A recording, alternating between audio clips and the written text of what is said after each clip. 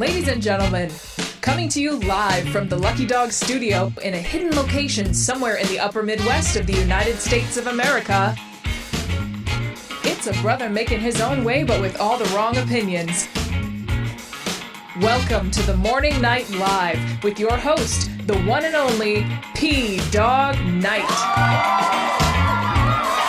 All right, sorry about that echo there, but it's all right. Good morning, everybody. Welcome to the Morning Night Live. I'm your host, Marty, also known as P-Dog Knight on the internet. And welcome back to the P-Dog Knight channel, where we talk about news and things that are excessive, because that is the word of the day. So whenever you hear the word excessive, we'll do the Pee-wee. What's his name? Pee-wee Herman? If you hear the word excessive, you gotta do it, let out a cheer.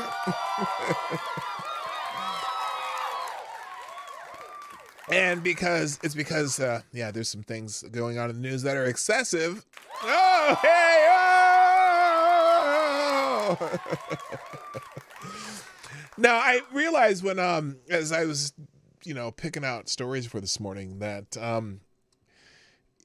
was reading an article by Mark Levin about the fines on Donald Trump, that's the main topic today. But then I realized that, usually things that you see in the news are there because they are excessive.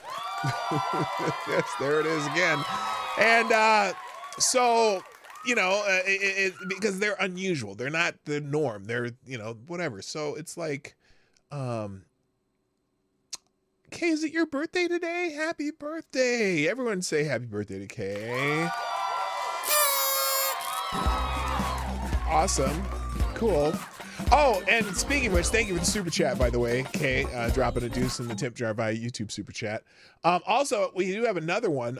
Thank you, Kara Soldier, for dropping a small bowl in the tip jar, and that makes you are the new Streamlabs Superstar sponsor of the day. Thank you, Kara Soldier. And it's Kara Soldier. Also, first of all, Kay's deuce says, birthday stream, let's go! Hell yeah.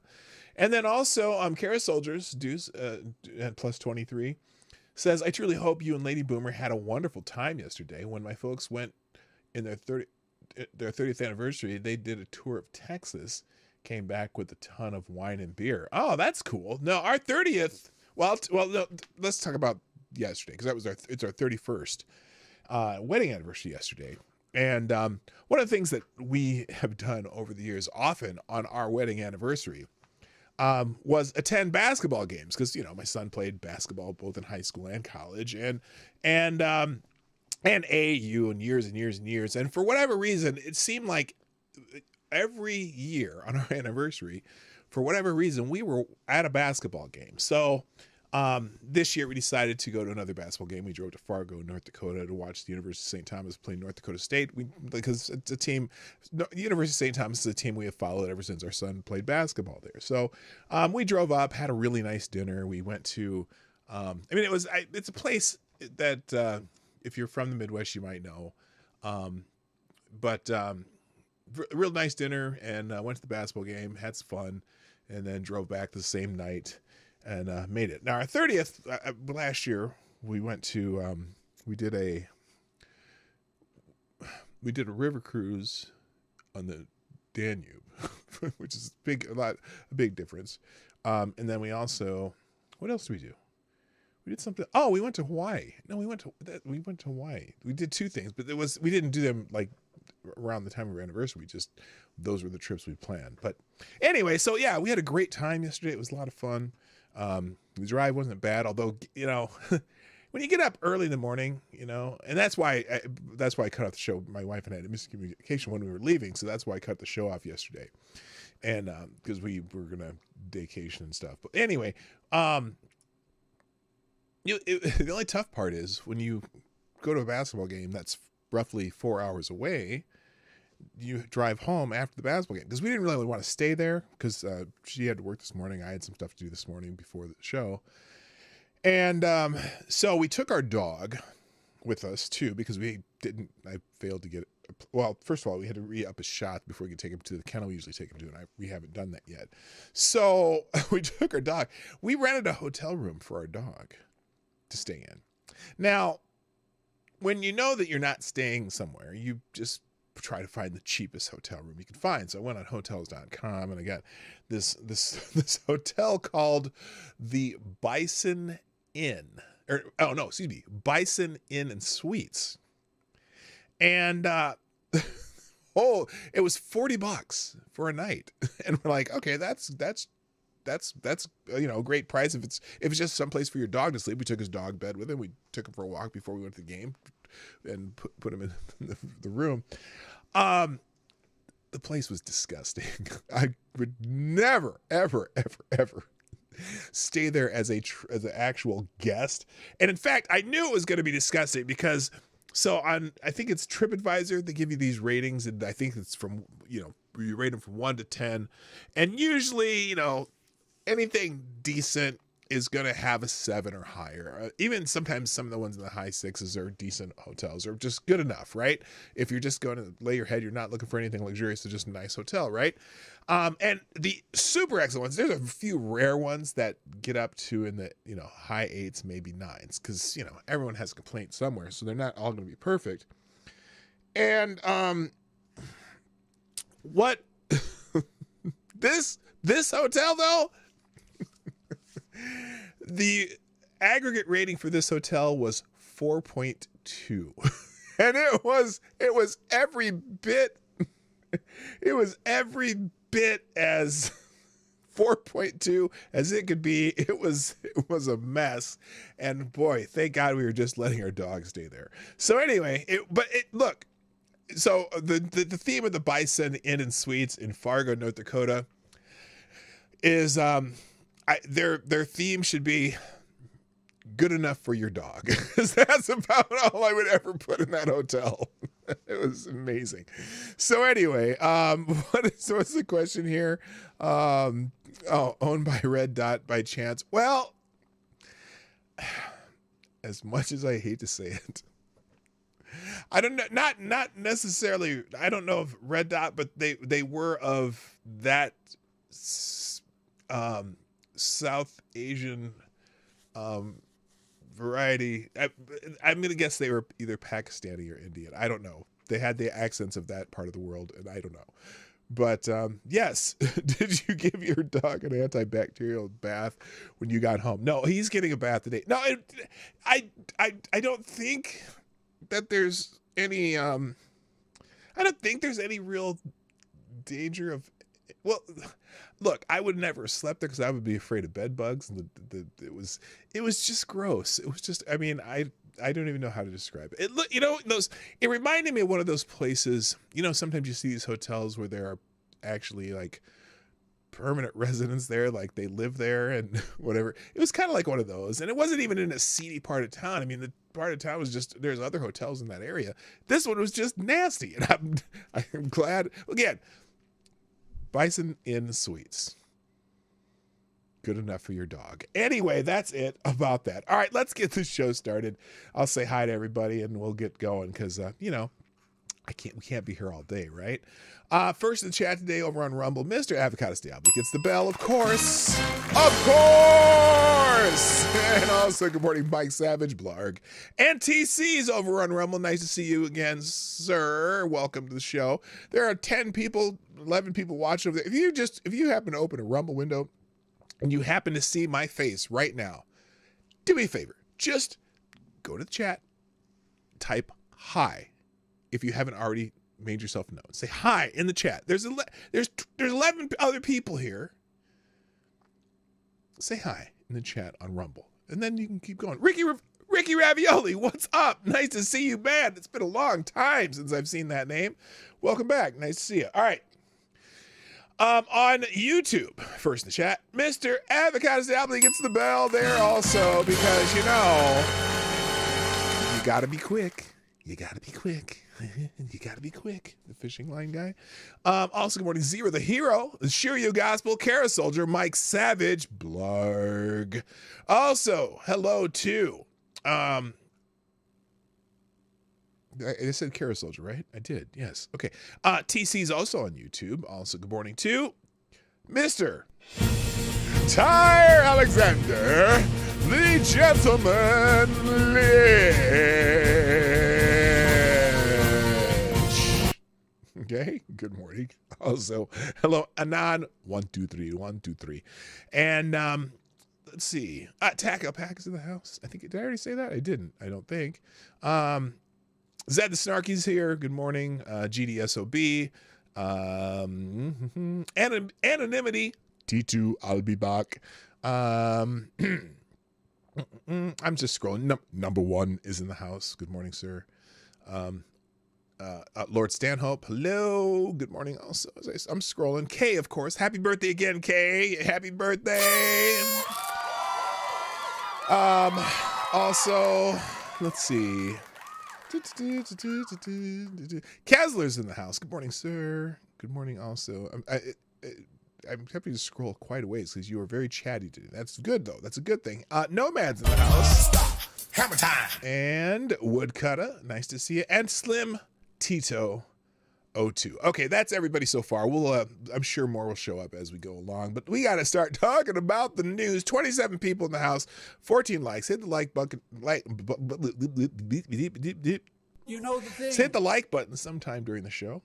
Share the stream if you haven't done so already. Several of you have, and if you want to sponsor the show, well, here, let's put the regular face up here. pdognight.live. That's the best place to do super chats.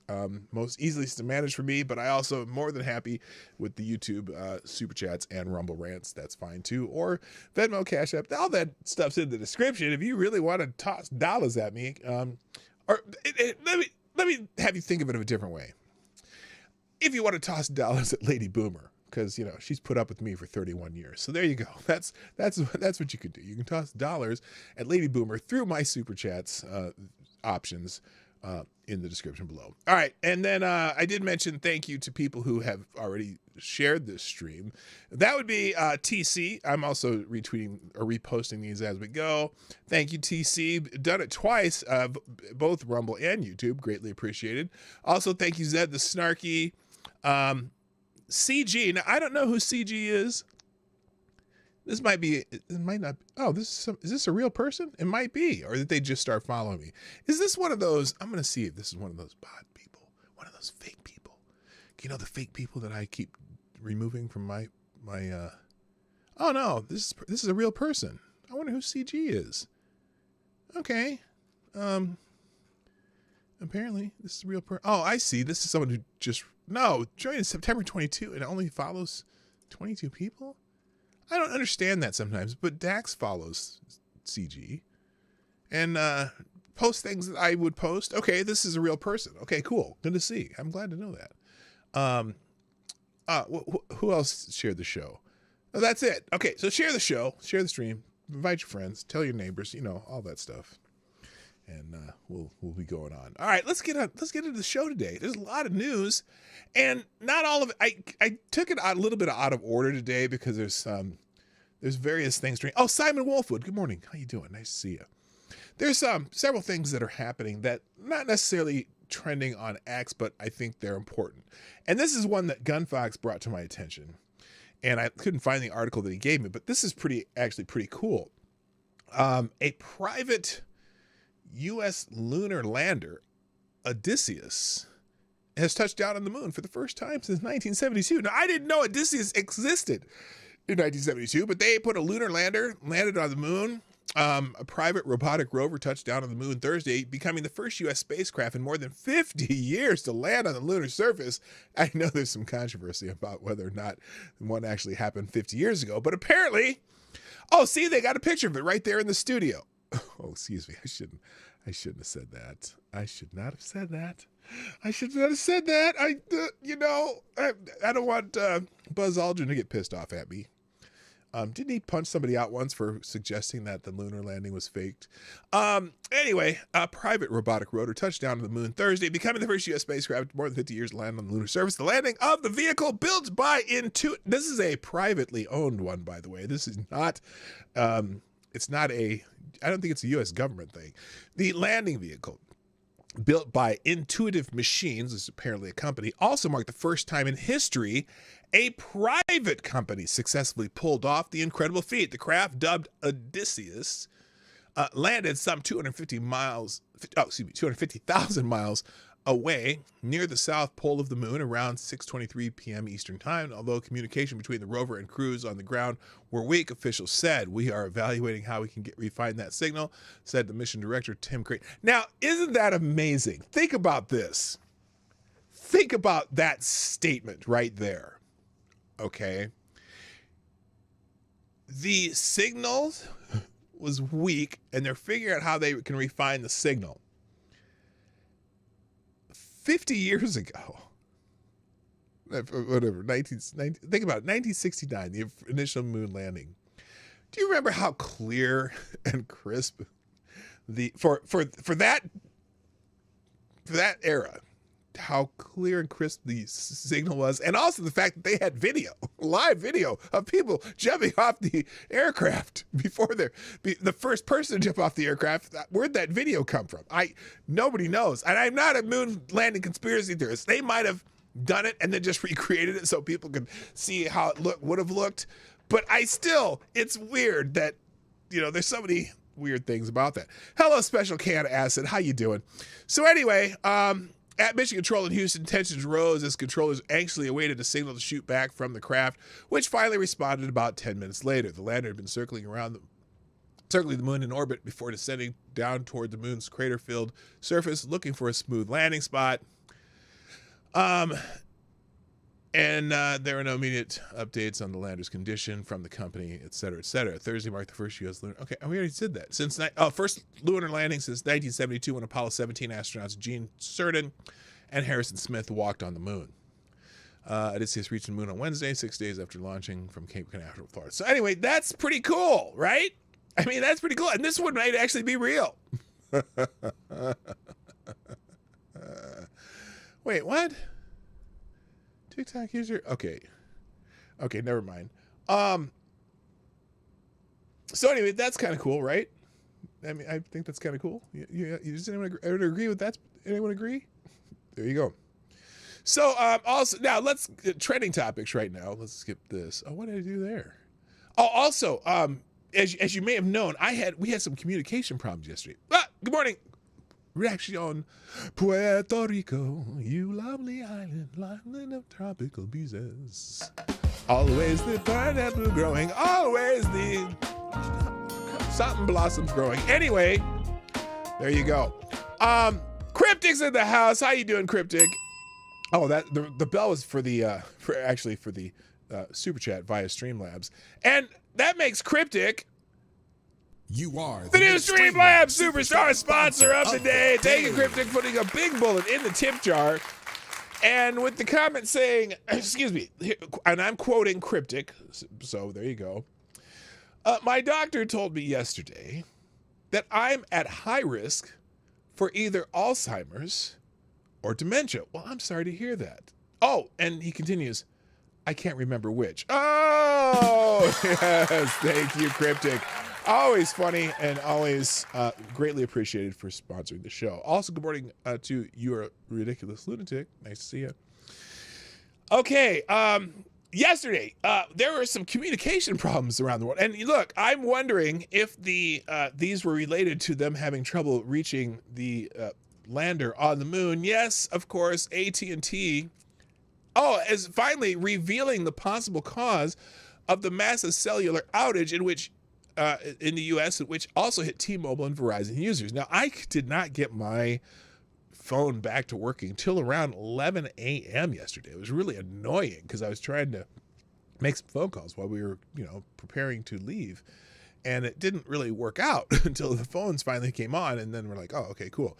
Anyway, a major cell phone outage affected users across the U.S. early Thursday, even stopping some police departments from being able to receive 911 calls. AT&T seems to have experienced the largest number of issues, with nearly 32,000 reports at around 4:30 a.m., according to data from Down Detector, which tracks outages by collating status reports from sources including user-submitted errors on its platform.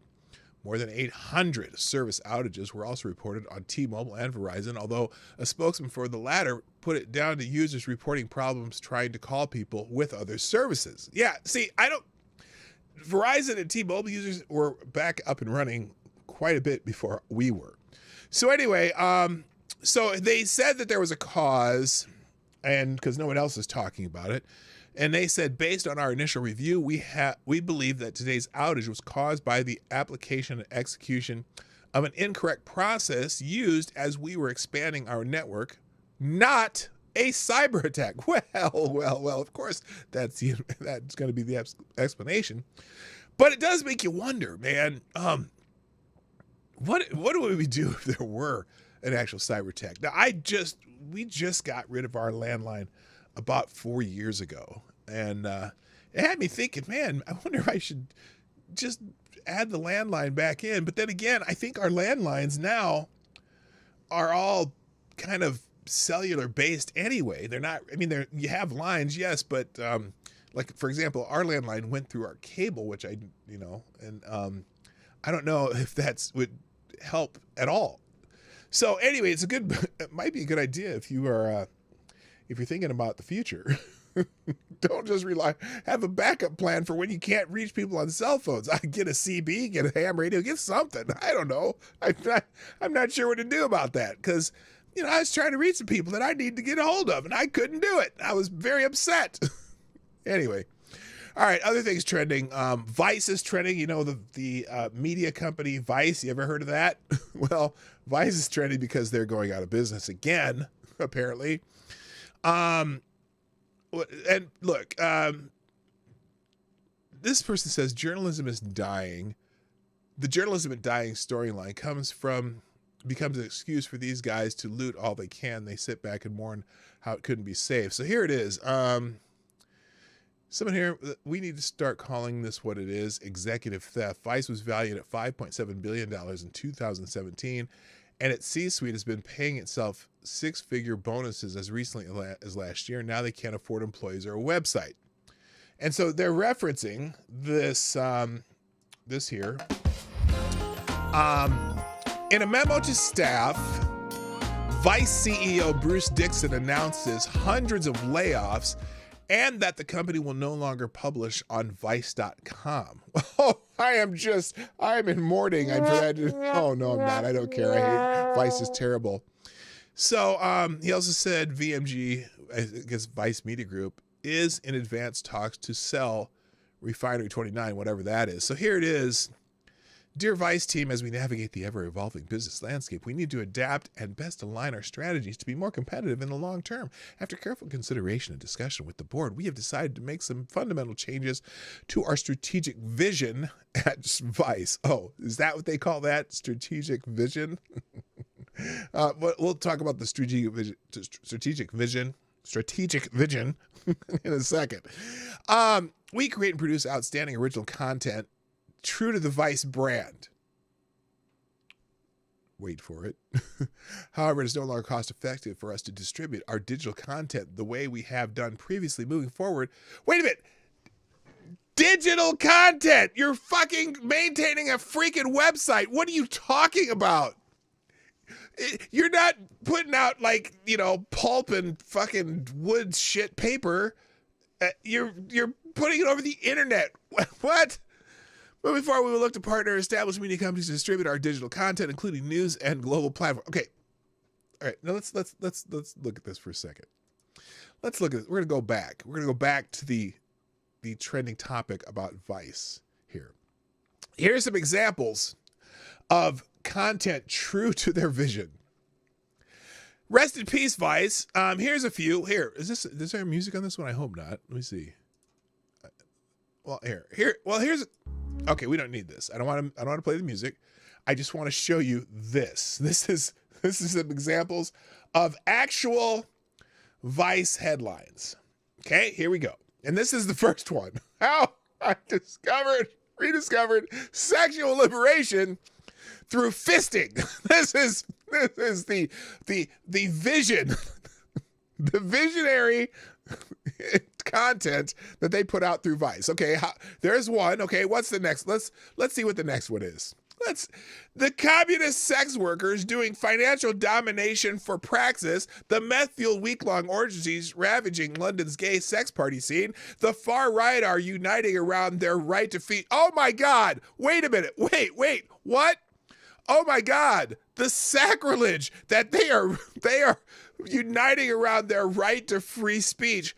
And then they say, oh, wait, there's a subheadline, AKA spreading a load of racist bullshit. God forbid that they rally around the idea that they have free speech. What's the next one?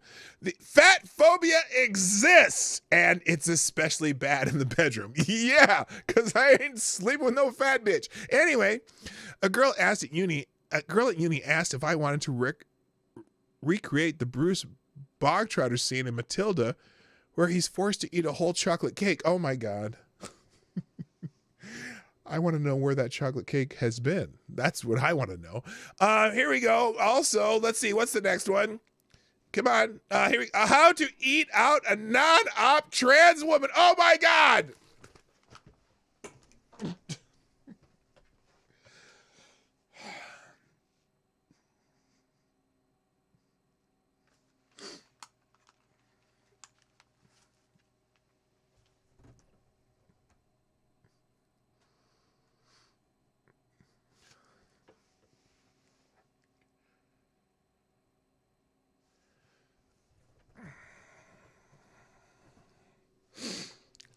Next, could it get worse? Hey, okay, all right. Here, let's do a quick poll. By the way, it is Q&A day. I'll throw a Q&A thing up here. Let's do a quick poll. Wait, what happened here? Where's my? It's not giving me a chance. Give me an option here. What the hell's going on here?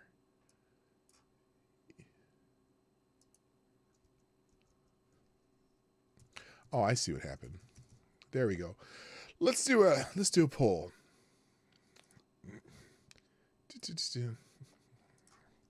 Can it get worse? Okay. Is this going to get worse? Is this going to get worse? Okay, you can start answering. 1, 2, 3, and. Ready? Here we go. Here's some more headlines from the vision that is Vice, the media company, and why they're going around. Here we go. We talked to a professional cuck about the alt-right. Remember, what's today's theme again? What's today's theme? It is excessive. Jim Broadway, who has played a cuckold in over 400 porn films, weighs in on the alt-right and what it's like to get humiliated on camera. Yes, those are absolutely related subjects. Holy shit. Here we go. Oh my gosh, these headlines are amazing. Oh, most child sex abusers are not pedophiles, experts say. Yes. You can absolutely be fat and fit. Breaking news. You can't be both fat and fit. Those are the same. They're in the same freaking magazine. Holy shit. Or whatever, publication. Let's go. Excessive degeneracy, yes. What it's like to be an asexual sex worker. Isn't that an oxymoron? Come on. Holy shit. Hello, furry kitten. How you doing? Why can't my famous gender non-conforming friends get laid? Because they're fucking weirdos. That's why. Holy shit. Oh!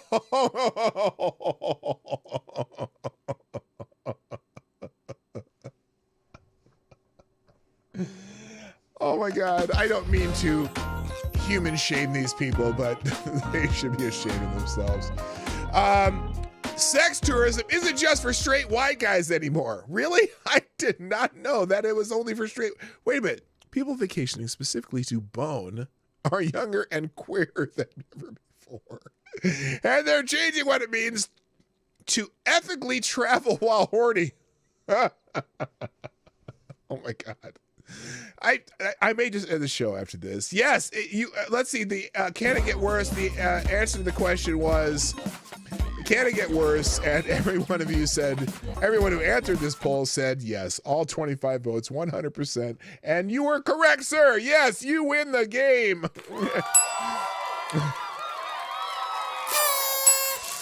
Holy shite. This is hilarious. Okay, I'm going to go through, I'm not stopping. I'm going to finish this. This is only halfway done. But I think I won't make as many pauses because I might be here all day. Let's see. Oh, U.S. Customs wants Indians to stop carrying cow dung in their luggage. Well, you know, that there's some holiness about that.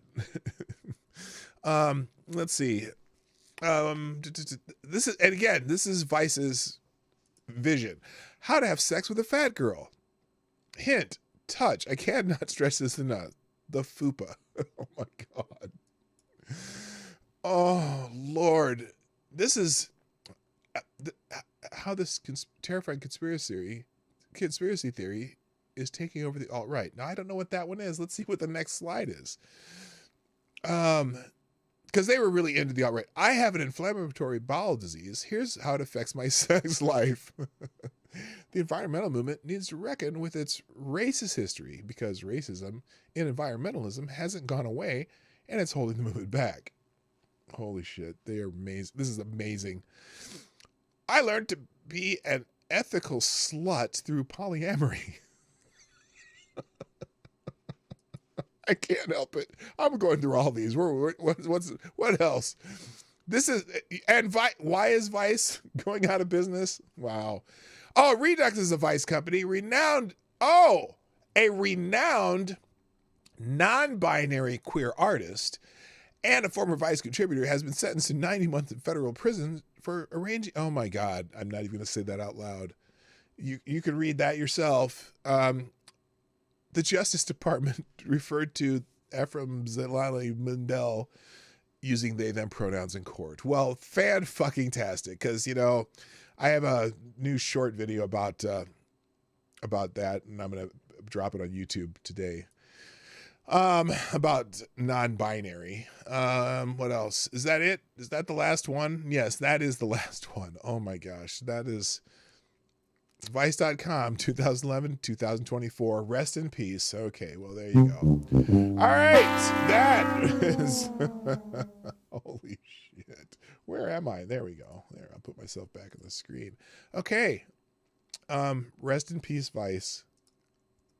And FTG Vice. Is it Thursday? No. What's the day? Today's Friday. Well, we missed FTG Thursday because I had to leave. But, oh my gosh. It's so... unfortunate. Oh my gosh. Wait a minute. Do you want, okay, here, I'm gonna give you a choice. Hello, Godzilla. 2K26, nice to see you. Welcome to the show. I've never seen your name on here before. Are you new? If you're new, stay tuned. There might be more, depending on how you vote. Okay, we can do a regular show, or I can go through another. Well, here, this one's only 26 seconds. We're gonna go through another list of headlines that provided by Razor Fist. Razor Fist has a few of these too. I have to do it. Sorry. This may just take over the show.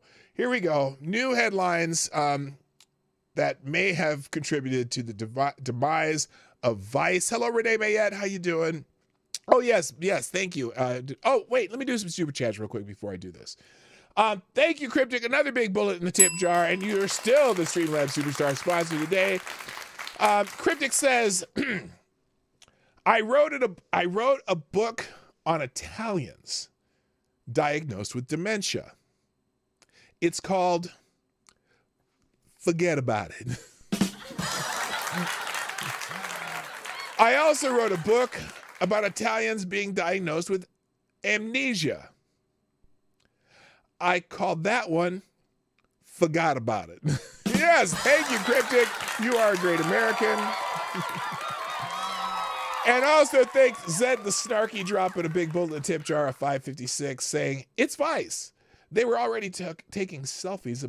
They were already taking selfies at the Earth's core while everyone else was asking, Jesus, can it get any worse? Yeah, they were. That's for sure. Thank you for sponsoring the show, sir. And also Cryptic dropping another deuce in the tip jar, this time through YouTube Super Chat, saying, At least it won't be fishy, just cheesy. You know what he's talking about there. Ooh, you nasty. You nasty. Okay, here's just a few more Vice headlines because they're funnier than what I normally do. So we're gonna put them on the screen. This is thank you, Razor Fist. We appreciate that. Here we go. How being a furry helped me explore my sexuality. I put on the fursuit and suddenly I'm 10 times more comfortable with the way I look. Honestly, that's magical. Look, furries and non-binary and all these other things are usually people on the edges of the social strata and often not necessarily the most attractive people in the world. And so in order to draw attention to themselves, they decide that they find that it's a new way of becoming special. So, forcing people to refer to you in certain ways that forces you to respect them, which doesn't make me respect them anyway. I've got a little video coming out about that today. I've already put it on Instagram, but I'll put it on YouTube today too. Let's continue. Let's more headlines. Oops, I better take that music off. Another one. Okay, that's the same one. How to be furry. Let's see. Pure cruelty. Florida is stepping up its war on trans people. Governor DeSantis is severely limiting access to transgender health care for kids and adults in his state. Well, not for adults. That's a lie. That is not true. Just people who can't make decisions, lifelong decisions in their young years. Let's see what else. Another headline here. The far right is uniting around their right to free speech. We've already seen that one. Oh my God, free speech. Hello. The life-saving magic of gay smut. Yes, it's not just entertaining to a certain segment of society, but it is life-saving. It is life-saving. Yes, that's most. Okay, we already saw that one too. Let's see. Are there any more good ones? Call it by its name. We need to recognize why. We need to recognize femicide. Even when the signs are all there, it's hard to know when someone you know isn't really in trouble. I don't know. Here we go. The communist sex worker doing financial domination for praxis. Okay. I think Marx and Engels would chuckle to see a bunch of working class people draining funds from bourgeoisie losers. Okay. Hello, those ain't real, dude, by the way. And Amazing Disgrace. Good morning. Let's see. Any other good ones? Oh, okay, that's starting over. How free we can have. Okay, so thank you, Razor Fist. You are a great American and kind of a funny dude too. He doesn't do as much content anymore, but I really appreciate Razor Fist. Okay, real quick. Thank you, Furry Kitten, dropping a 10-pound note in the YouTube super chat who says, "Love the streams. Maybe gone for a while. Keep it up, hon." Well, thank you, Furry Kitten. You are awesome, and good to see your name in the chat again every once in a while. I know it's a schedule issue. You probably working in the UK when I'm doing this shit. All right, shall we continue? Holy shit! Let me check notifications real quick here. Thank you. Oh, Grant. Thank you, Reaction Puerto Rico, for retweeting the show. Appreciate it. All right. Boy, that took up a lot of time, but it was worth it, wasn't it? That was fun. Oh, by the way, let's drop a Q&A link in because it's Q&A day. And it's always, again, it's an ask me anything. We'll try to get, we will get to that at the end of the show today. So there you go. So if you want to drop a Q&A question in the question section, I will gladly oblige towards the end of the show. And it can be roughly, well, you've seen, if you've been here any amount of time, you know that the questions, well, they get very interesting. All right, where are we at? We did Vice, Google Gemini. Oh my gosh. So I'm assuming that you may have seen the problems that they were having with Google Gemini, the new AI. What do you call it? The AI tool that Google put out, and it came out Wednesday, and apparently Google Gemini was having some problems because apparently the I wouldn't say DEI, but their inclusion goals, so to speak, caused the Google AI to recreate every image as a, what we call in the United States, a underrepresented minority. And so, for example, well, here's the, let me just give you, we'll just go to an article on this because I'm not going to, I have two links to trending topics. One was Google and Google Gemini, but here's the story on that, okay?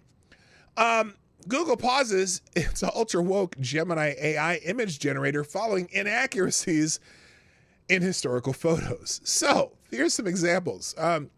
If you put in George Washington and do an image of George Washington, our founding father, you might get this gentleman right here who doesn't necessarily look like George Washington. Google announced it is pausing its ultra woke Gemini AI image generator, saying that the tool has created historical photos with some inaccuracies.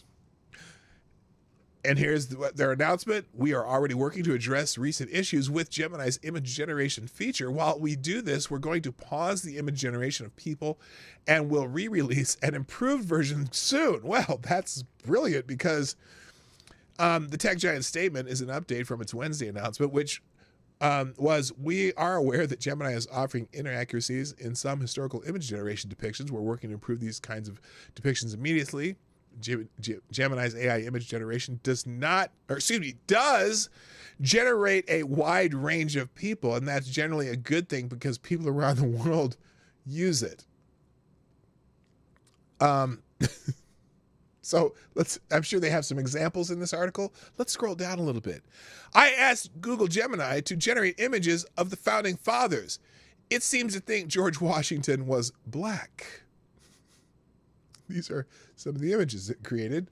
And that's, I guess that's the only one. As users probe how woke the masters of the universe have gone with their new tool, Google has been forced to apologize for offering inaccuracies in some historical image generation depictions. So anyway, that's just one example. I think there might be another one here. So here's another one.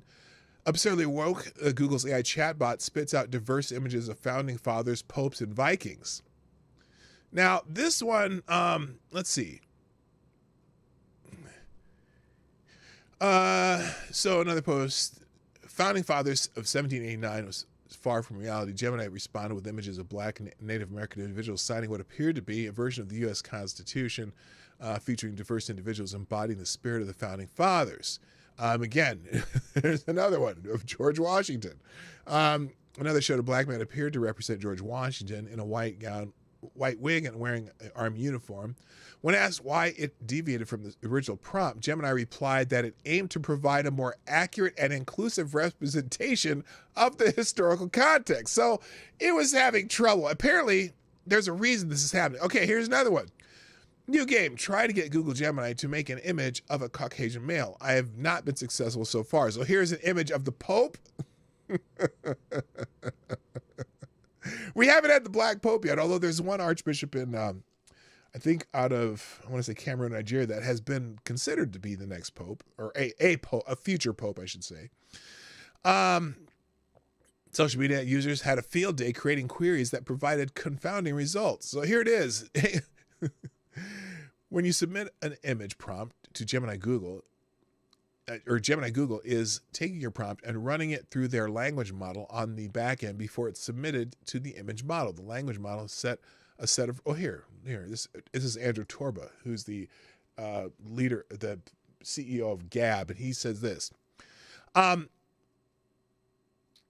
language model has a set of rules where it is specifically told to edit the prompt you provide to include diversity and various other things that Google wants to inject in your prompt. The language model takes your prompt, runs through these sets of rules, and then sends the newly generated woke prompt, which you cannot access or see, to the image generator. Left alone without this process, the image model would generate expected outcomes for these prompts. Google has literally put words in your mouth by secretly changing your prompt before it is submitted to the image generator. How do I know this? Because we've built our own image AI at Gab here. Unlike Google, we are not taking your prompt and injecting diversity into it. So he puts these photos. So this is how they create an image of the Pope on Google AI. Here, let me make this so you can see it. Sorry. Then here, let's try this. Oh, I see. Here we go. Then here is here is the image of the founding fathers. These look like they're superheroes here. This one, these are a little more accurate there, but they still have the brother in the back, which could be, even though technically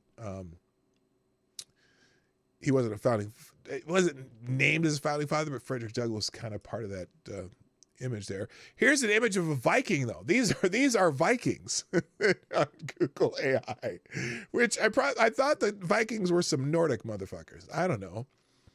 And then Google Gemini bends over backwards to be inclusive. So here's an image of a medieval king of England.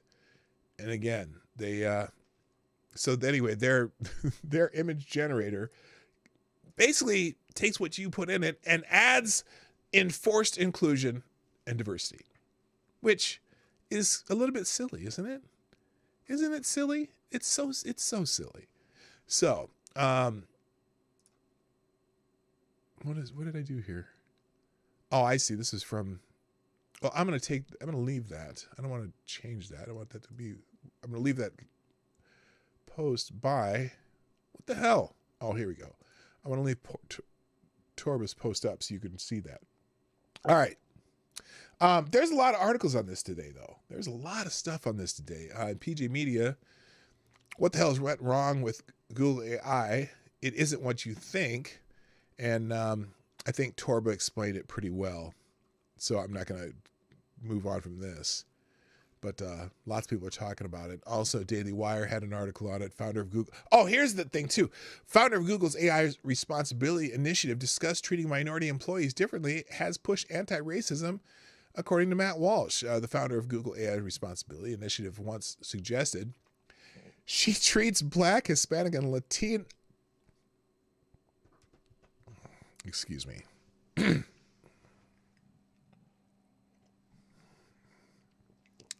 Latinx, aka Latino employees differently than white employees, and has pushed the anti-racism as a vital part of artificial intelligence. Walsh posted a thread on X showing video clips. Well, where's the thread? I want to put the thread up there. Anyway, posted a thread on X showing video clips of Jenai in 2021, where she discussed her team's diversity, equity, and inclusion goals at Google. The big tech giant has faced criticism this week over its new AI language model, Gemini. So anyway, here's the thread. I want to put this thread out. I'm not going to go through it, but because I don't know how long it is, but we'll at least have this set up here. Yeah, he went through a long thread and shows different clips of her, her talking about how important diversity is. And so, look, here's the thing about AI tools. And there's also, I think, an article in the New York Post here. Oh, no, this is a different one. It's related, though. Here's the thing about AI, if you're using AI for anything. And I had an experience with this with using ChatGPT and Claude, because I was doing some, I wanted to make my,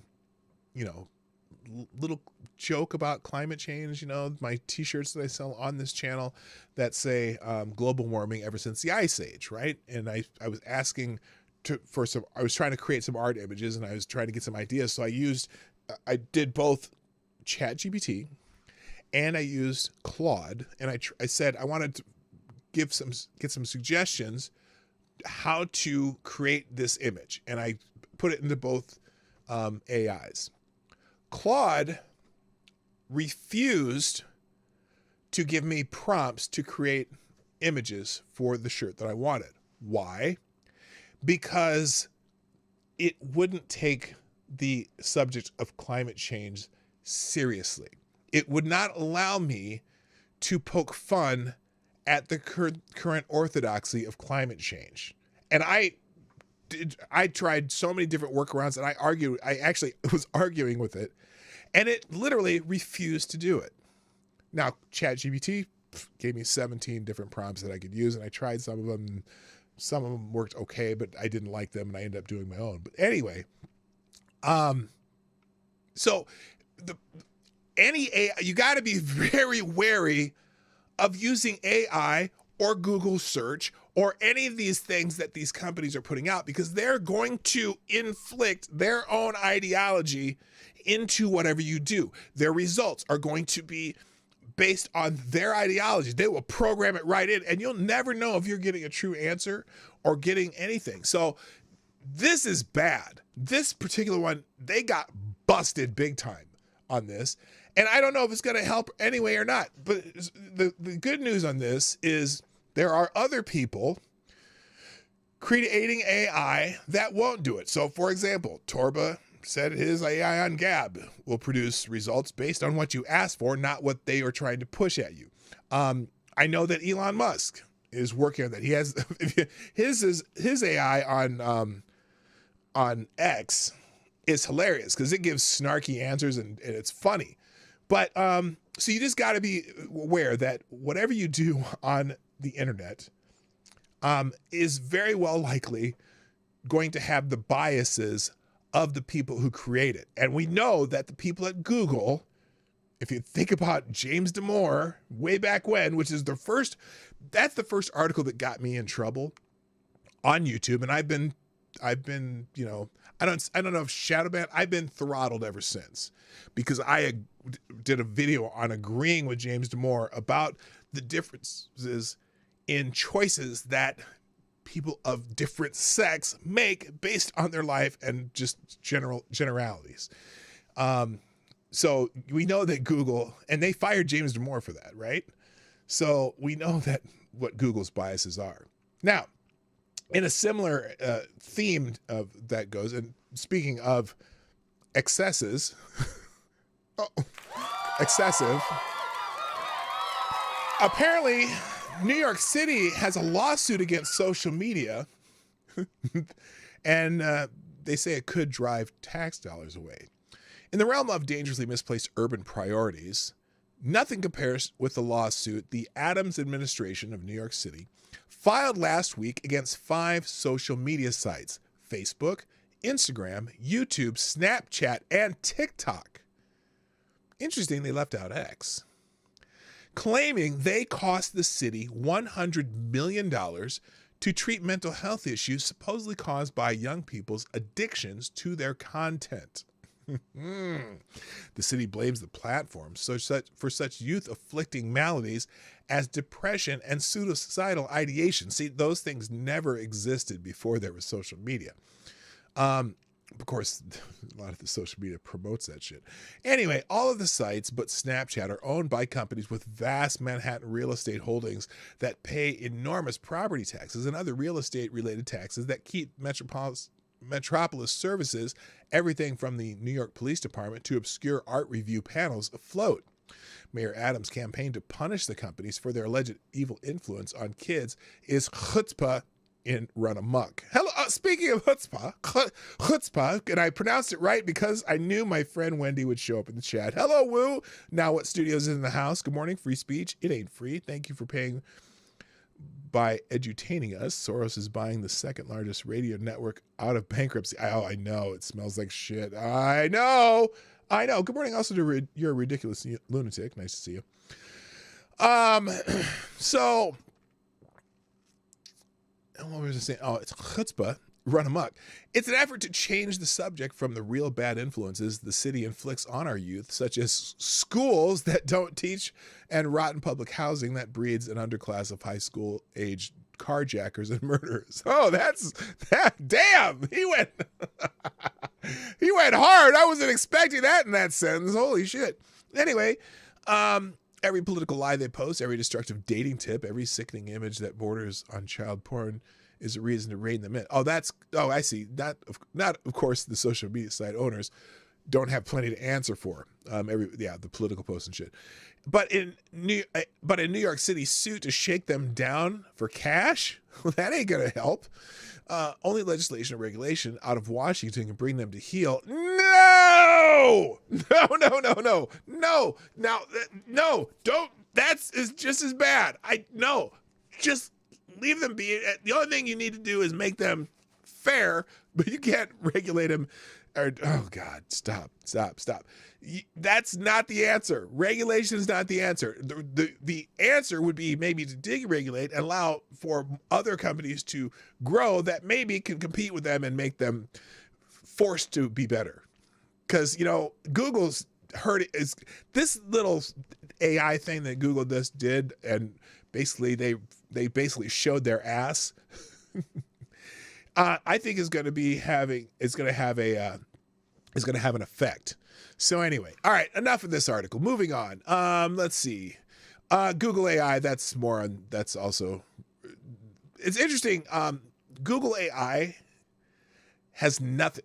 They have a separate X account called Google AI. Hasn't really mentioned this controversy at all, which is interesting. I was scrolling through it thinking that there would be some statement on Google AI. Nope, nothing. So anyway, all right. DuckDuckGo is also trending, and that's just because Google, DuckDuckGo, Bing, all these media search sites, whatever, kind of do the same thing. And so someone here said, Joe is right that Google is actively censoring the truth. Oops. And instead gets paid to push fraudulent info. But unfortunately, DuckDuckGo is now compromised too. And so they're going to come up with a list of alternatives. And she's mentioning Joe Rogan talking about it. So that's why they're also trending. All right. The ADL is trending. Now, what happened here? There we go. Well, let's just go here. What the hell? Why is this not working? Hang on. There we go. That's DuckDuckGo. The ADL is trending today too. The Anti-Defamation League. And they're trending because they were talking about the Pew Pew event in Nashville where the trans identifying female, meaning trans man, trans identifying female, shot up a school, right? And the ADL apparently has made the determination that they're not going to classify the far left Nashville trans shooter as a left-wing extremist because she used the word faggot. I'm quoting YouTube, so sorry. They claim every extremist-related ending of human beings in 2023 was done by right-wingers. The ADL is a far-left propaganda arm for the Democratic Party. So here's the article that she's referring to from the Daily Signal, which is a right-of-center outlet. Nashville trans shooter, not a left-wing extremist, because she called victim faggots, according to the ADL. Now, first on the Daily Signal, the Anti-Defamation League claimed the right-wing extremists committed all extremist-related murders in 2023. And I laughed about this when these kind of articles come out, because they come out with the same article every year, that right-wing extremists committed all extremist-related murders in 2023, which is absolutely false, okay? In fact, you can just look at some of the Pew Pew events and realize that they were not right-wing extremists. So anyway, discounting the apparent extremism of Audrey Hale, the transgender shooter who killed 3 adults and 3 students in March at the Covenant School in Nashville, Tennessee. Conservative commentator Stephen Crowder released 3 pages of the shooter's manifesto, which police confirmed were legitimate in November. Hale, a white female, reportedly white female? You're fucking a white male! Or something like that. Yes, she is a female. Identified as male and went by the name Aiden, her manifesto expresses her hatred for white people, whom she refers to as crackers. And then kill those kids, those crackers, going to a private fancy schools with those fancy khakis and sports backpacked with their daddy's Mustangs and convertibles. Fuck you, little shits, she wrote. I wish to shoot your weak ass dicks with your mop yellow hair. Want to kill all you little crackers, bunch of little faggots with your white privilege. Fuck you, faggots. Now, these remarks echo the left's ideological talking points on white privilege and reveal a disdain for others based on their skin color. This hatred of white people echoes the Marxist claim that America is institutionally racist, so justice demands stripping whites of their privilege and elevating racial minorities rather than securing a level playing field for all the races. But the ADL, good morning, Simon Wolfwood, by the way, and JB, how you doing? The ADL told the Daily Signal that Hale's case does not show clear evidence of extremism because they agree with us. That's why. Hale agrees with us. That's why. Except for the faggots part. End quote. The case of Hale does not appear in the report as we did not find clear evidence of extremism, the spokesperson said. Hale left some writings not released by police that they described as lacking any specific political or social issues. Really? No, there are no social issues in that statement? 3 pages of a document were later leaked that contained hateful epithets directed at white and LGBTQ plus people? Really? Oh, because because Hale said faggots, which did not provide evidence of any particular extremist ideology, but rather primarily resentment and grievance at students from the shooter's former school perceived to be better off than the shooter was.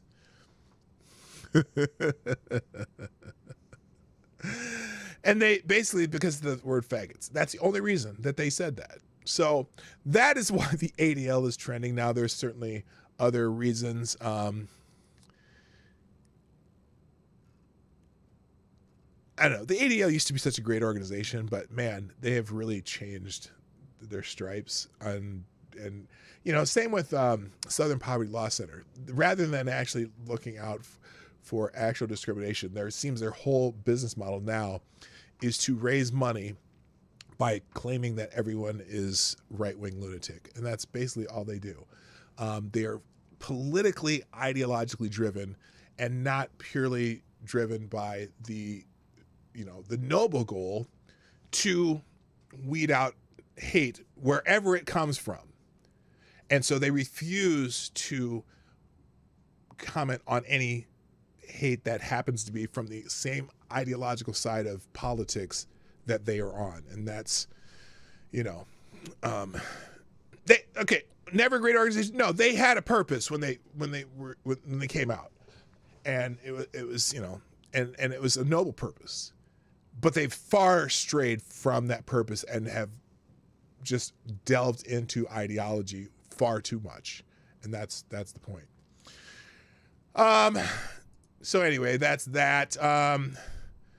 Also trending. Oh, Xmail. Yeah. No, this is more related to the AI stuff.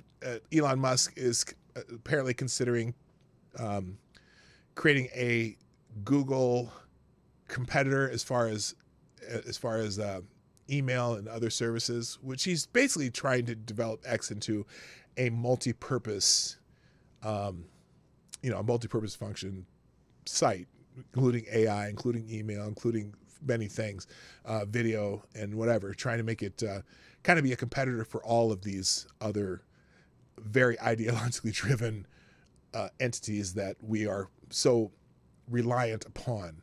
Hopefully he'll come up with an X search engine too, Hello, Reese Downhill, how you doing? Let's see.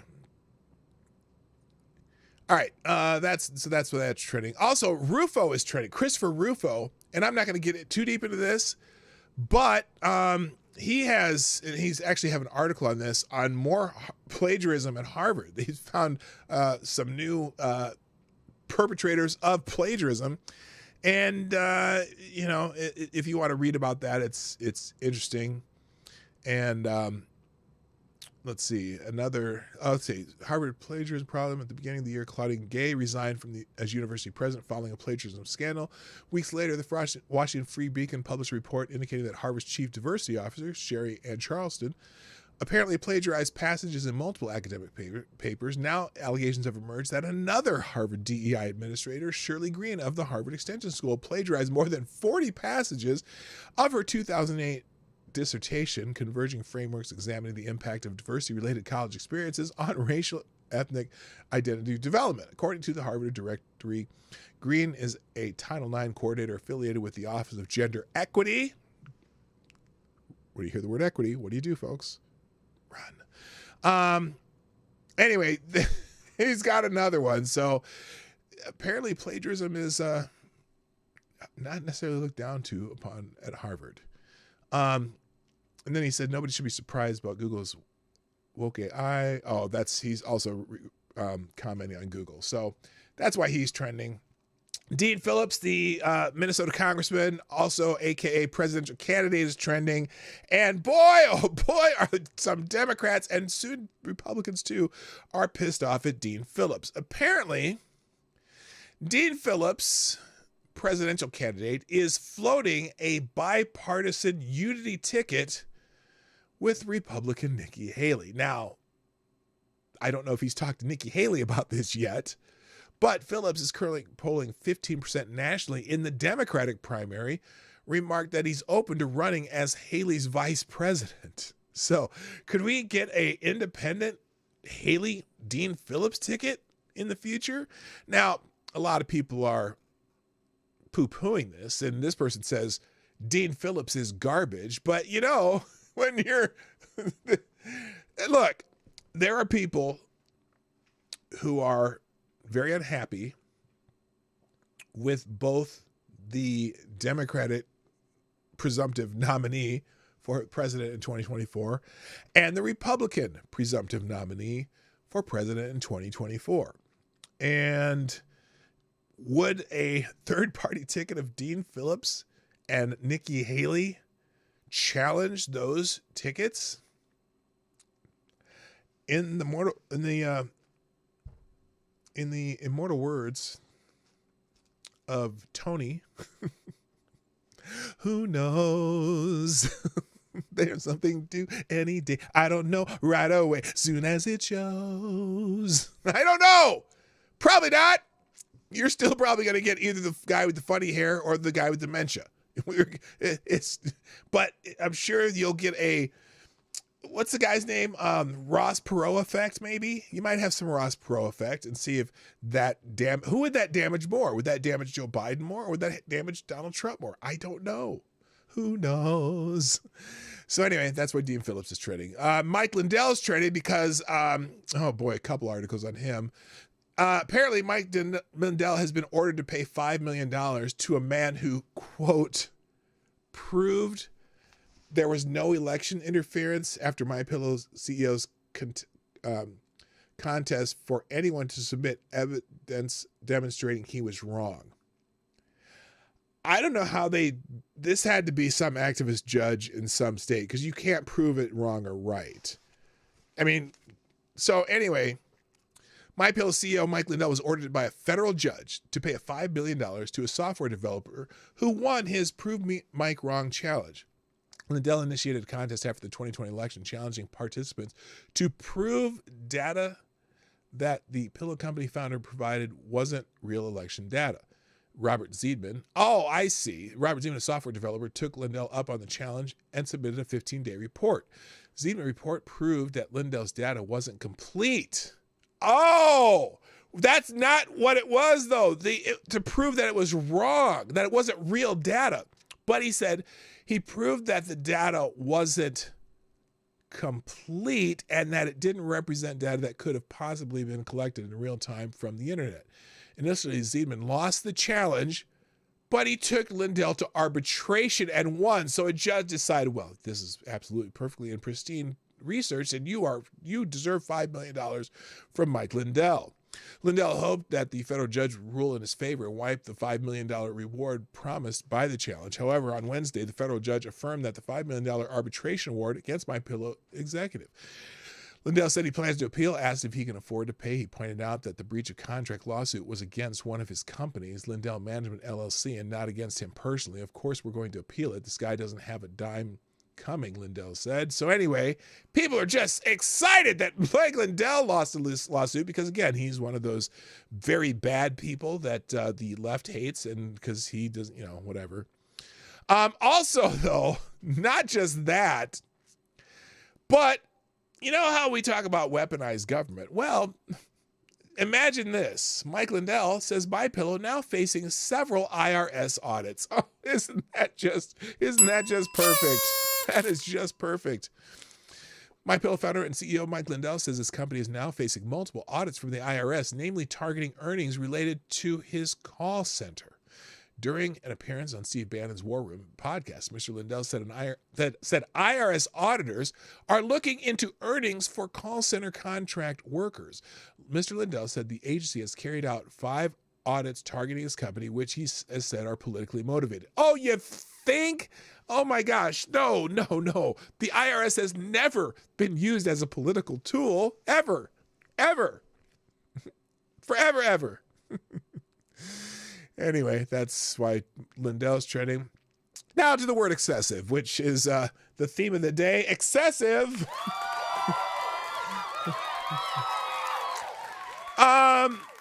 Mark Levin, the great one, some people refer to him as, I think Rush Limbaugh used to call him that, is talking about the 8th Amendment lately because, well, he's saying that the key... what is this? Oh, he has an article on the keys to dealing with New York's attempt to legalize the stealing of President Trump's property is the 8th Amendment and the Supreme Court's most recent ruling. So let's kind of go through this topic a little bit. I have a couple different posts on this. Let's see, is this it? So here is what he's put on X, and then I think he wrote an article about it too. But listen. So he's saying that you should file a motion to stay in New York property confiscation case. More on the 8th Amendment and excessive fine. Okay. Accompanying the motion with request for expedited discovery in aid of the motion and 8th Amendment defense, all documents relating to any communication by Letitia James and or her agents or employees about the case or Trump or his companies with White House, with Bragg or his staff, with Willis or her staff, with Smith or his staff, and with Hochul or her staff, with the DNC or any Democratic office holders and their staffs. Now, I have no idea what that paragraph meant. But here it is. The enormity of the fine against Trump and the use of a facially preposterous statute never used in this way before, and the Attorney General's own campaign statements, as well as her most recent statements on her TV media tour, together create a prima facie case of an 8th Amendment violation against excessive fines and penalties. In 2019, the Supreme Court unanimously ruled that the 8th Amendment applies to states through the 14th Amendment. This is a fundamental violation of the Constitution. So, now, let me go back a little bit here, though, because there's a couple things happening very recently, okay? First, judge denies Trump a request for 30-day delay in enforcement of damages in the New York civil fraud case. The judge who presided over the civil fraud case against Donald Trump and his company has rejected Trump's attorney's request to delay enforcing the $350 million judgment against him. Now, I don't know what kind of time frame they're expecting Donald Trump to pay this judgment, but I think this is a delay in filing the judgment. Is what they're asking for because they're planning to appeal. So here is what the judge said. He said, "You have failed to explain, much less justify, any basis for a stay," Judge Arthur Engeron wrote in an email Thursday to Trump attorney Clifford S. Robert shortly before he officially signed off on the judgment, which totals over $450 million with prejudgment interest. In an email to the judge Wednesday, Robert noted that the company has a court-appointed monitor already in place, so there is no prejudice to the state attorney general in briefly staying enforcement to allow for an orderly post-judgment process, particularly given the magnitude of the judgment. Yeah, it's excessive. Hello, Jason Who. A special counsel in the New York Attorney General's office, Andrew Amer, said in a letter to Engeron Thursday that he shouldn't grant Robert's request because the defendants didn't provide any basis for staying enforcement of the judgment. Really? He also noted that the defendants requested such relief in their post-trial brief, which the court declined to grant. In a follow-up email to the judge Thursday, Robert wrote, while Attorney General Letitia James' office wouldn't be harmed by the 30-day delay, the prejudice to the defendants is considerable. Oh, you think? You mean like she campaigned on getting Trump? Engram suggests he make his case to the appeals court. I am confident that the appellate division will protect your appellate rights, he wrote. He's being a dick. He's being a dick. He knows that he painted Trump into a corner with this ruling because the way New York does things, you have to put up the entire total of the judgment to even appeal the case, right? And or a surety bond. Surety bond, is that what it's called? Something like that. For that amount, this is an absolute insane, absurd amount of a judgment. It is absolutely excessive. New York Attorney General Letitia James said the 9% annual interest on the damages will continue to increase daily until it is paid. Trump is expected to appeal the ruling, but would have to post a bond for the full amount for the damages before doing so. In early January, James requested $370 million fine against Trump and his companies and a lifetime ban on him and the two former company executives, blah, blah, blah, blah, blah. So we know what the judgment is. So we go to this one, and this is kind of an opinion piece of Fox News that kind of reflects also what Mark Levin was saying, calling it a Stalinist $370 million judgment. Well, it's $455 million actually. Should be vacated immediately. The only way to restore confidence that New York will not destroy those with whom it disagrees is for the appellate tribunals to immediately vacate the judgment. Oh shoot, this is a video. How long is this? 6 minutes? I don't want to watch 6 minutes of this shit. Hang on a second. Let me come back to this. Give me a second here. Let me see if I can find an archive version of this. Na, na, na, na, na.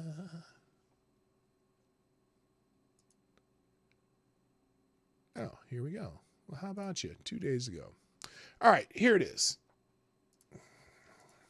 So this past week, Judge Arthur Enmoron of the New York State Supreme Court, the lowest level of courts of general jurisdiction, levied a mammoth fine of some, wrong number, $455 million, if you include the interest, against Donald Trump for purported fraud under New York statute. The term fraud is used loosely since no one was defrauded, an element of a cause of action under common law fraud, and no one was harmed. Also an element, and there was no proof of reliance, another element. This is fraud in the air tonight. As the saying goes, no harm by no one against no one for no loss by anyone, if you follow that.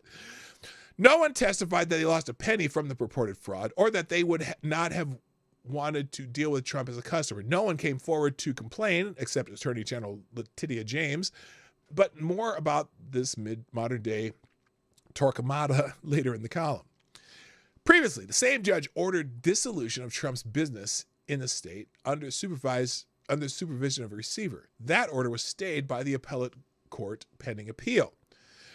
Following the order of dissolution, the Associated Press reviewed nearly 150 reported cases under the statute used to punish Trump and stated that nearly every previous time a company was taken away, victims and losses were key factors. Customers had lost money or brought defective products or never received services ordered, leaving them cheated and angry. Although not a word to describe a single customer, is Trump, and he has every right to be. But it is also a word along with outrage that applies to a range of commenters not allied with the former president. Professor Jonathan Turley called the $370 million judgment confiscatory, extreme, and abusive, or could you say excessive? Professor Stephen Calabrese termed it a travesty and an unjust political act. The subhead for his online commentary employed the term Stalinist. Both law professors are right, because the judgment does not relate to any laws. The $370 million is not, properly understood, violative of the prohibition against grossly excessive punitive damage. It does fall, however, directly within the excessive fines clause of the 8th Amendment to the United States Constitution.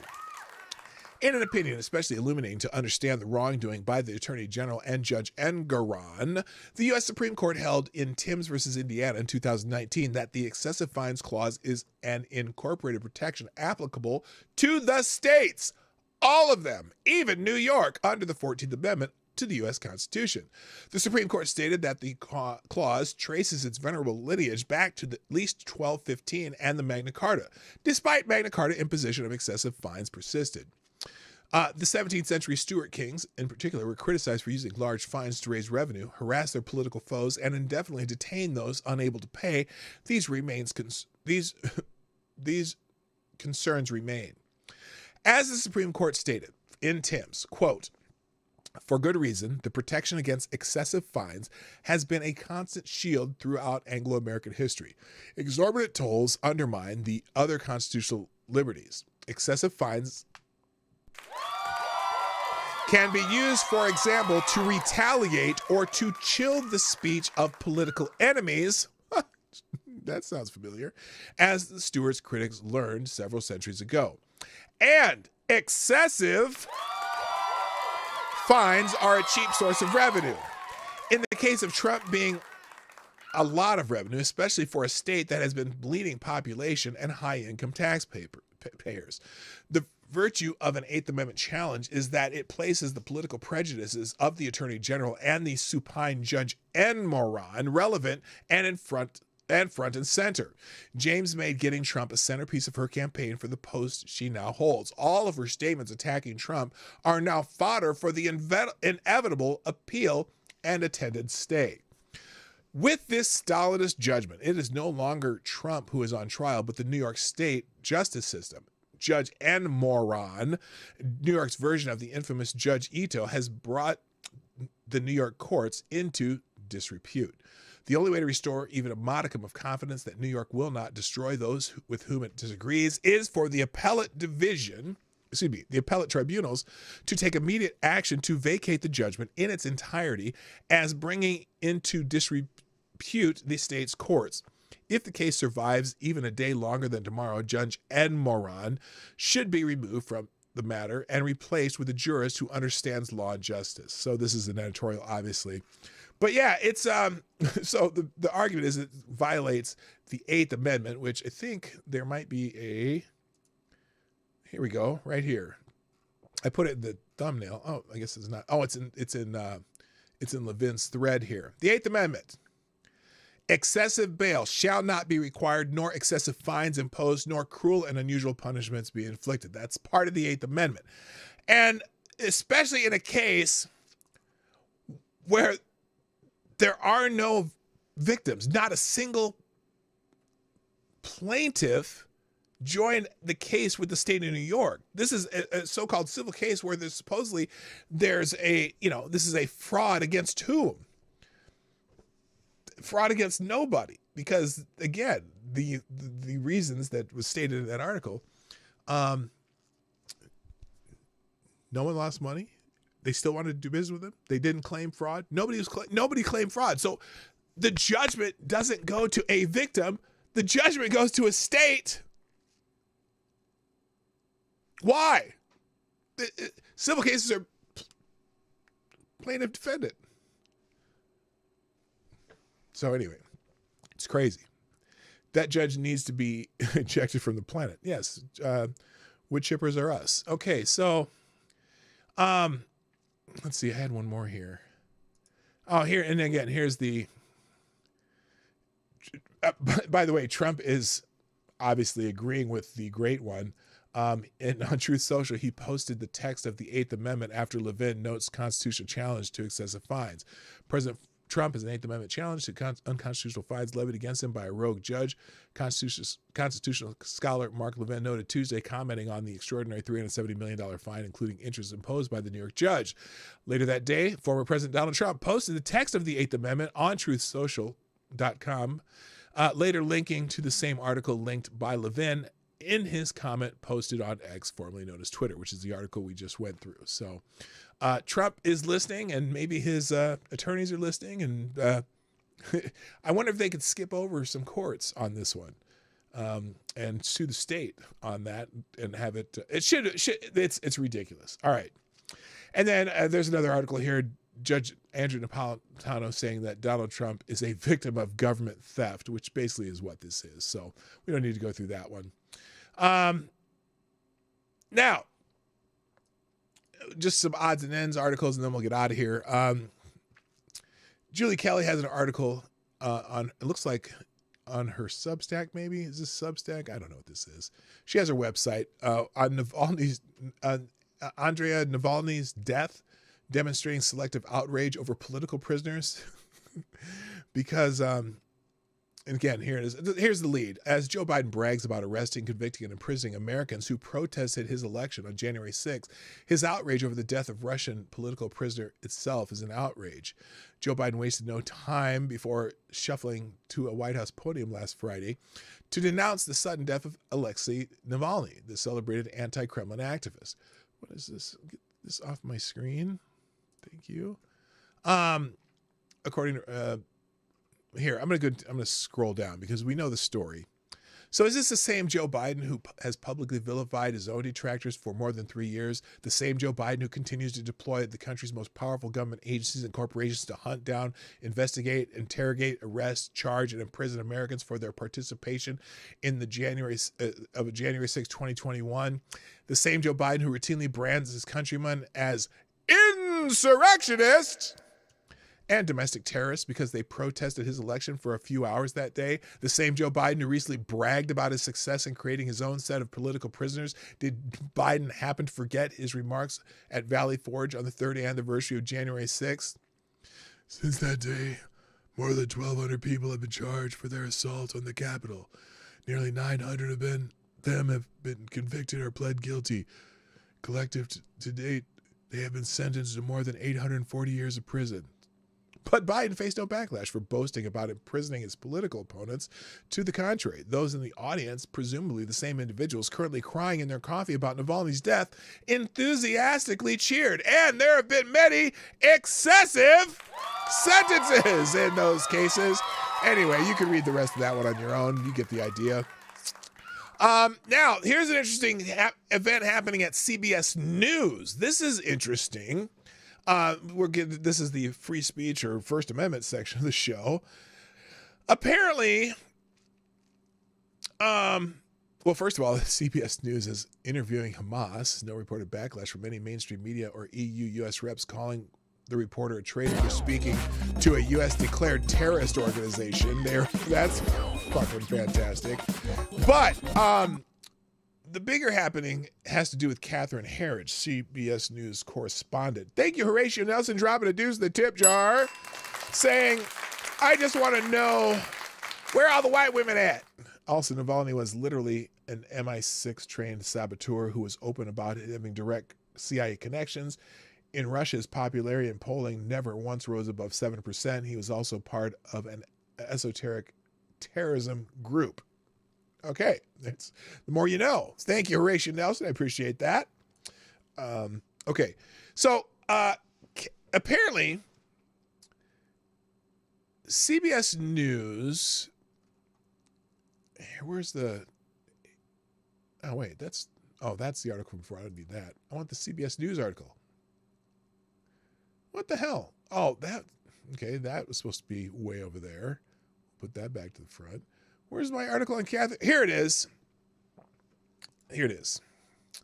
So, CBS News has been seizing computers and records of investigative reporter Catherine Herridge. Now, you know, Catherine Herridge tends to report on things. By the way, good morning, Horatio Nelson. I didn't say good morning.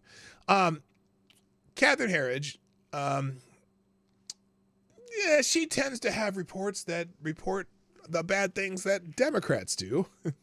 Well, apparently they have CBS seized computers, records, and files of the now former investigative reporter Catherine Herridge, who has recently been fired from the network, according to Jonathan Turley. Turley, a professor at George Washington Law School, said he talked with people presently and formerly employed by CBS who confidentially told him they do not recall senior staff ever taking such a step before. At the time of her departure, Herridge was investigating special counsel Robert Hur's report on President Joe Biden, allegations of corruption against the president, and Hunter Biden's laptop. Now, how convenient that someone at CBS said, well, we're going to take all her stuff and make sure that all the stuff that it researched and everything she's been doing, we're going to seize that. I wonder why that happened. Could that have been directed at all by people in certain other areas of power of government? I don't know. I couldn't happen. Could it? Never, ever. Anyway, one former CBS journalist reportedly said staffers have never seen the apparent seizure of records and files from departing staffers. The apparent seizure has caused a chilling signal across staffers at CBS, the journalist added. Turley wrote, a previous CBS manager reportedly stated that he had never heard of anything like this, as most departing journalists take their records and files upon leaving. He said the apparent seizure of her possessions is outrageous and endangered confidential sources. Yeah, so this is, holy shit. You know the White House had something to do with this. I'm speculating. Turley said these files may contain sources that were handed confidentially to Herridge, making the company's move dead wrong. Paramount Global laid off Herridge along with 800 jobs in mid-February, the New York Post reported. Herridge left Fox News in 2019 after 23 years to work as a senior investigative correspondent for CBS News. She had previously been handed a prestigious award from the Congressional Medal of Honor Society. Herridge is currently the subject also of a First Amendment legal fight and could be held in contempt of court if she refused to disclose her source for investigative pieces she wrote in 2017, according to the Washington Post. U.S. District Court Judge Christopher R. Cooper reportedly ruled August 1st that she had to disclose the sources who informed her about a federal probe regarding Yanping Chen, a Chinese-American scientist who sued the federal government for allegedly leaking private information to the journalist. The judge ruled Chen's need for evidence overrides Herridge's qualified First Amendment privilege. Qualified First Amendment privilege? Really? The outlet reported. Rejection of appeal of the ruling drew concerns from interested parties. The Reporters Committee for Freedom of the Press argued that requiring a journalist to be held in contempt and, as a result, risk jail time in order to appeal an order requiring them to divulge source information has a significant chilling effect. Oh, you think? You think? So anyway, Catherine Herridge reports on the wrong things. That's the problem. She reports on the wrong things, and you cannot have reporters in the United States of America reporting on the wrong things. Ask Julian Assange about that. Anyway, so CBS is facing an uproar over this. There's another article in the Hill we'll skip over here. And then we already said Vice plans hundreds of layoffs, and they're trying to sell the business, which is what we joked about earlier. Vice Media announced in a memo this week it will be laying off hundreds of employees and as it faces a sale. Vice Media CEO Bruce Dixon said in a company-wide email that the decision to lay off several hundred staff members did not come lightly. Well, because they just weren't writing good articles, and they keep giving themselves bonuses over the years.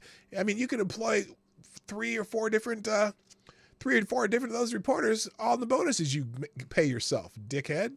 So there you go. But hey, couldn't happen to a nicer company. Fuck Vice.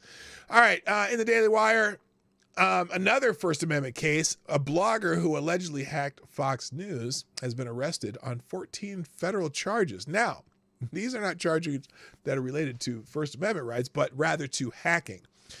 Leftist blogger Timothy Burke was arrested by federal law enforcement officials on Thursday and charged with 14 crimes for allegedly illegally accessing videos of former Fox News host Tucker Carlson while he was still at the network. The federal indictment says Burke worked with a co-conspirator who was not named to hack Fox News' systems and leak damaging unaired footage of Carlson's interview with Kanye West that showed the now disgraced rapper making anti-Semitic remarks. Other unaired footage of Carlson was also leaked to media managers. Okay, we know this is going to be dismissed because he hacked the right people. All right, I'm going to get to Q&A right away here. So let me just do some headlines and then we'll do Q&A and then we'll get out of here. New York school passes out BLM and trans affirming activity books to kids. Shocker. The New York Post. Also, the New York schools have anti-police curriculum. And so there's an editorial on this with restorative justice and anti-police curriculum. Why would you send your kid to a New York public school? Well, I certainly as fuck wouldn't. So there you go. In Behind the Black, pushback, Stalinist St. Philip's College in Texas loses second lawsuit and reinstates a teacher for daring to teach basic biology. You know what that's about. You know what that's about, right? He's teaching actual biology and not, trans ideology. In the Daily Caller, Trump wins over an entire panel of undecided voters following a town hall event. 5 undecided South Carolina voters told Fox News they would support President Donald Trump following a town hall in an interview that aired on Wednesday. Trump, and so those how they have the little panel of, oh, they're undecided voters. What do you think of this? And then they all tell them what they think. And apparently, all of them were undecided, but now will vote for Donald Trump. So there you go. In National Pulse, Tulsi Gabbard, ex-Democrat, is going to headline a Mar-a-Lago fundraiser. Holy shit. Former Congresswoman Tulsi Gabbard is set to headline a conservative group's fundraising dinner at Mar-a-Lago in early March. Now, is it for Donald Trump? Oh, though unconnected with former President Donald Trump's presidential campaign, the 917 Society choice of Gabbard as its dinner headliner is fueling speculation that Gabbard could be tapped for a role in a future Trump administration. I could make a tapped joke. I'm not, no. Tap that ass. Okay, never mind. Legal insurrection. California budget deficit is worse than originally projected. This is good news for potential Democrat nominee for president, Gavin Newsom, who seems to think that he will be the guy when Joe Biden finally makes the decision that he is a vegetable and will not run for president. Well, Gavin Newsom has a major budget deficit in California, and it's worse than projected. $73 billion with a B economic shortfall. And Bidenomics appears to be a contributing factor for the deficit. In fact, there's another article on this right here. The problem for Newsom's aspirations is the impending $73 billion fiscal disaster that is the state of California. So a couple articles on that. Daily Wire, James Biden claims the president was not involved in family business dealings. And apparently he went and testified before a panel of congressional, dickwads. Why I said that, I don't know. Anyway, he was questioned for 8 hours as part of an impeachment inquiry into whether Joe Biden was involved in efforts to benefit from his power and influence around the world. The president has repeatedly denied any involvement in his family business dealings, though Republicans have presented evidence challenging these statements, notwithstanding the one guy that the FBI tried to take out and out of the paint for this. Not like take out and him, but they're taking him out of the paint by saying he lied or about something, and as if he were the only person testifying to evidence of that. So anyway, well, Jim Biden has confirmed that Joe Biden had nothing to do with any of the family business dealings. And finally, in the Daily Caller, feds rearrest Burisma bribery source just days after the judge first released him. Oh, shocker. Federal law enforcement personnel rearrested an FBI source behind claims that a Ukrainian energy company bribed Hunter and Joe Biden days after a judge ordered him to be released, according to a court filing. Alexander Smirnov, the FBI source who told agents that Burisma executives discussed paying Hunter Biden and Joe Biden $5 million each to leverage U.S. policy in Ukraine to the company's benefit, was arrested again Thursday, pursuant to the same charges and same indictment that resulted in his arrest on February 14th, according to a legal filing. Smirnov was apparently at his attorney's office in Las Vegas engaging in a legal consultation when authorities nabbed him again on Thursday. So they really, the Biden regime really doesn't want this guy talking to anybody. So they're going to put him back behind bars and probably try to do whatever. All right. Okay. Now I'm just curious. You lost me at Tulsi and Butt. Oh, well, there you go. I'm glad the stream's still running. I didn't even realize the other day the stream cut off, like towards the end of the show, like just went kaput. And then I realized, oh, I'm having internet problems. So apparently I'm not having those internet problems today. Looks like this is still working. Good and good. All right, let's go to the Q&A, baby, because, you know, everybody loves a good Q&A. And we'll go through this as quickly as possible because sometimes it's just silly. So let's get let me do a little housekeeping here. Get the questions out. There we go. And we're going to move this out here where I can see it and also watch the chat at the same time. It is Q&A time, people. Yes. Are you ready? All right. Oh, good Lord. Here we go. Questions. There we go. All right. Okay, let's start with Q&A. Vanilla Fudge. Is this for, sorry. Oh, wait. Okay. What is... Okay, I can't read the first question. Something, me, something. Gave me a buffer so I could read the questions. Okay, let's start with Kara Soldier. What books do you read? I mostly read like fiction. Clancy is one of my favorites. I haven't really done much reading lately, unfortunately, but I do like Ludlum, Clancy, those kinds of books. Special Can Acid, PC or Apple? I'm PC by kind of default. I built my own computer and it's PC. You can't really build your own Apple computer, so there you go. Avocados Diablo, why when I fall asleep with my glasses on, does it take longer for my eyes to get used to seeing again in the morning as when I don't? I mean, my eyes were closed the entire time. You know what? I haven't fallen asleep with my glasses on in a very long time because I wear contacts and I don't even have a pair of glasses, so I don't know. It's fuzzy eyesight brain syndrome. Is that good? Okay. Furry Kitten, are you familiar with Indian cuisine and do you have a favorite curry dish? Okay. Yes, I'm familiar with Indian cuisine. And I don't know the differences between the curries because I don't eat it often enough. There's a really, really good Indian buffet not too far from my house, though, that I used to go to. And they had a really good yellow curry chicken, had some onions and peppers and stuff in there. That was really delicious. And I don't know what it's called. So I can't name the favorite dish. But yes, I do enjoy Indian food on the rare occasions that I eat it. Avocados Diablo, are you going to tell Lady Boomer you hoard her out for cash on the stream earlier? And if you do, will you record it? Did I hoard her out for cash? No, I just said, if you're going to dump money in the fund, that's where it goes. I'm just stating fact.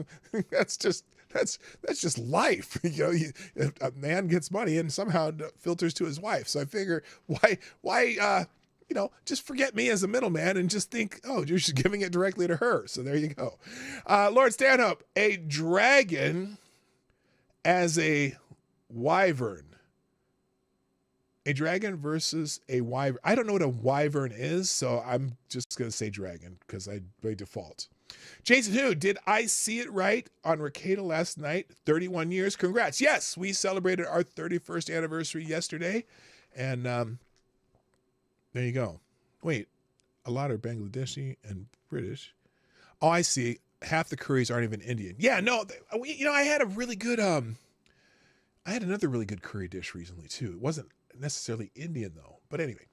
Okay. Avocados Diablo, can you draw me a picture of 1940s German soldiers? Oh, wouldn't that have been funny? That would have been a good prompt for Google Gemini AI.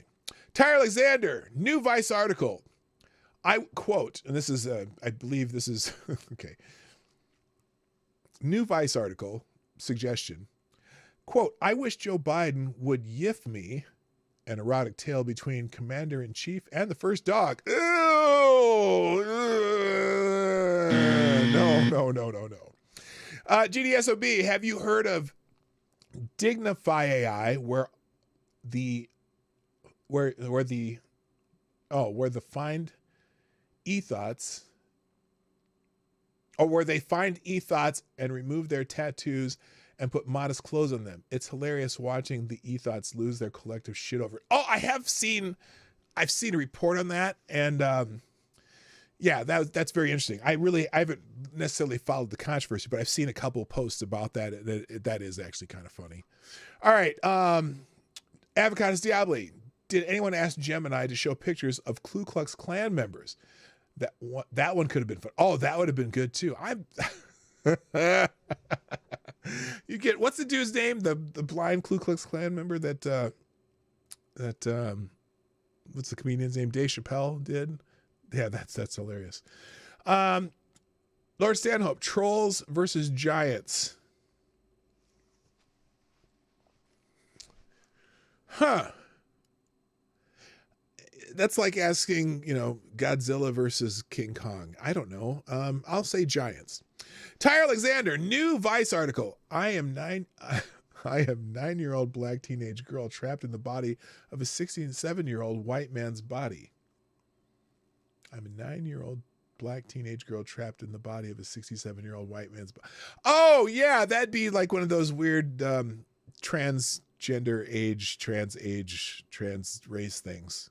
I'm waiting for that one. That would be a good one. Avocados Diabli, quote, anything, question mark? Well, yeah, it doesn't mean I'll answer it, but yeah, anything. You can ask me anything.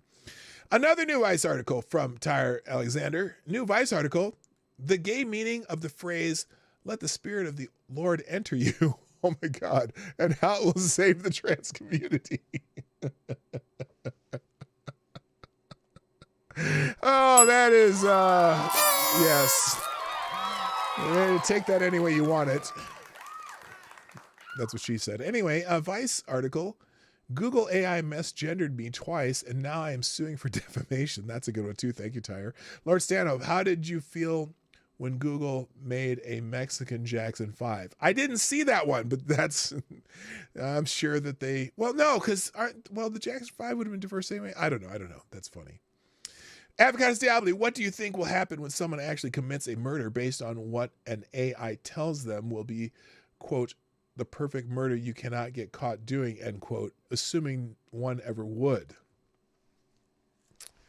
I think, well, what do you think what happens if someone commits the murder? Well, if you're saying somebody actually commits the murder based on that AI, you wouldn't know it unless they got caught. So they should sue Google AI for false advertising. That's a pretty good logical answer, isn't it? I think so. Avocados Diabli, if you woke up in an abandoned mental asylum with appealing plaster walls surrounded by trans badgers and a reindeer with a mohawk and a butt plug, what would your first words be?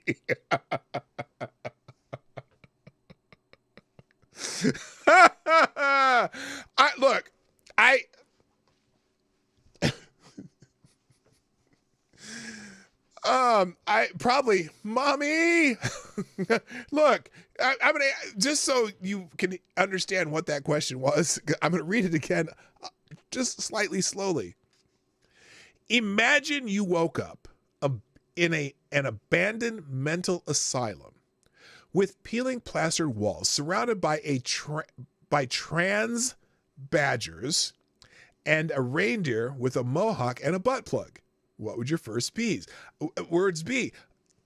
Okay, I'm going to invite the chat to type a one-word answer to that question. Oh, number one, or it doesn't have to be one word. Oh no, not again. That's the best answer.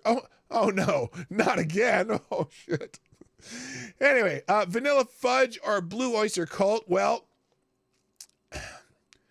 I'm going to say Blue Oyster Cult only because that is the second concert I ever went to, was a Blue Oyster Cult with my sister and her fiance. The first concert I ever went to was the Commodores. All right, Lord Stanhope, punk, metal, or classic rock? Classic rock only because I know it better. I know some punk, not a whole lot. metal never was my thing. I mean, I appreciate the artistry and the difficulty of it, but I'm not. Oh, answers to that one. Heaven. I live pretty close to an old asylum. Here we go again. Be gentle. That's a good one. I would just assume I had a heavy night of drinking again. Yeah, that's true too. Okay. Let's see. Lord Stanhope, have you ever noticed when a white person comes out and says they hate white people, they really hate their family? Yes, that's exactly right. That is a perfect answer. Yes.